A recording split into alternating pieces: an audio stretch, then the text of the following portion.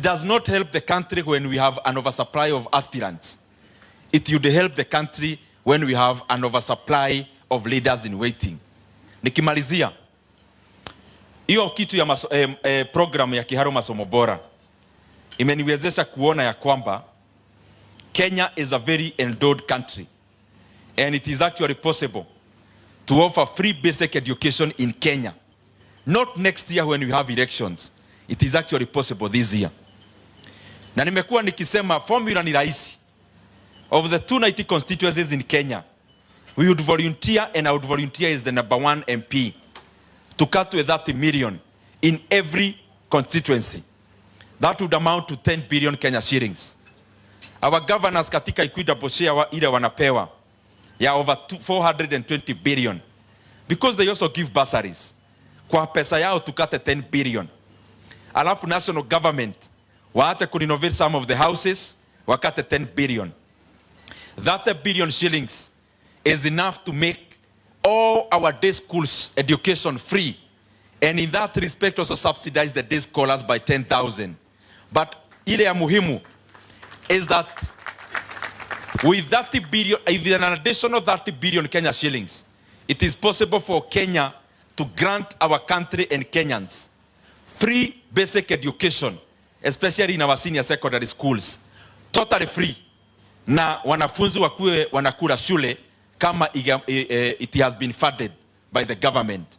And I'm pushing this agenda, and I'll push it kabisa. Na yule kiongozi ambaye anataka kupiga masomo bila malipo asike microphone aeleze wa Kenya kwa nini they would be pleased to lead a population that is not educated. Na ya mwisho kabisa, Medho amesema mambo ya budget imepewa only one office in Kenya. That previously we had the same office being given only 4.5 billion. In this financial year, they've already exhausted all the money for the entire year. Hata imekuja bunge at what we call Article 223, money that is already spent to eke muhuri of 17 billion shillings. And in the next financial year, the same office is asking for 20 billion Kenya shillings. Na mimi nasema hiyo lazima nitapeleka amendment in our Appropriations Act ikifika. Hiyo 20 billion ni pesa enough tuitoe hapo ipelekwe katika elimu to confirm all the JSS interns who are volunteering at a pay of only 17,000 wakuwe confirmed all the 44,000 into permanent and pensionable terms this year, not next year in January. Tuache kuchezea wa Kenya na story mingi pale hapa na pale. Na ya mwisho kabisa ndio nimalize. Juzi, unajua tumekaa na hawa watu ambao mnawaelewa, mnawaona kila siku kwa TV. Tumekaa nao kwa muda mrefu. Wakikohoa na mna fulani, mimi huwa najua hiyo kikohozi kwenye inaelekea.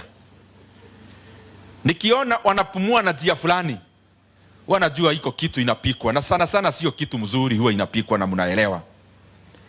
Na juzi nikajua vile na waona mienendo wako karibu kuongeza bei ya mafuta Kenya. Alafu watupe story ya Iran. Nikajua hii story haiwezi igiana.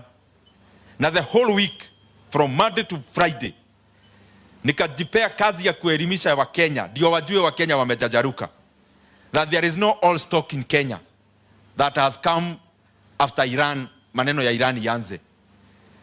Na vile nilianza kusema hiyo maneno wakaona ni kama hawataongeza na bei kubwa, lakini waongeze kiasi.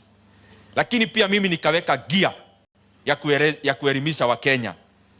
Mwishowe ikakuwa there was no room for them to add oil prices in Kenya. I am here now telling them another thing. Tunaelekea next month ya April. I want them to know this. Ile fuel levy, mafuta imekuwa ikishuka ulimwengu. By the time Uhuru was leaving, oil per barrel was around $100 per barrel. Ikateremuka mpaka ikafika 54 juzi tu, na ikakaa hapo for a long time. Lakini Kenya ilifanya nini? Badala ya serikali kuagusha mafuta vile dunia ilikuwa inaagusha mafuta, serikali wakaongeza fuel levy in 2024 ya 7 shillings per liter, na wakaongeza VAT another 8%. Kitambo ilikuwa 8%, wakaongeza 8%. Na saa ingine na wapeaga story wanafikiria ni mchezo. Nataka niwaeleze hizo rare wanafanya na huko ya self aggrandizement and kujisoothe ego, it will amount to nothing coming next month, and I'm advising them, katiseni hizo rare munafanya huko sijui wapi wapi, murudi Nairobi, muanza kutayarisha bill mutapatiane kule bunge ya kwamba from next month Kenya will not allow anyone to come to the media to tell us anything about Iran before hawajaondoa fuel levy ya shilingi 7 ile waliongeza na VAT ya 8 shillings ile waliongeza. And I want to tell them here, na wasikia vizuri na nipeleke sauti juu kidogo wasiseme hawakusikia.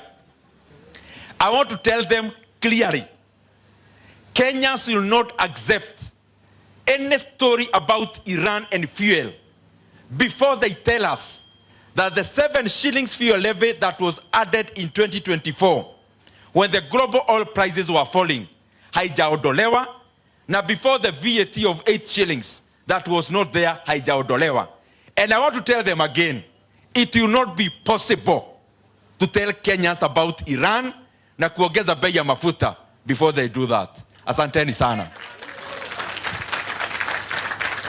Na sasa mimi nataka nitoe mchango na sitatoka hapa.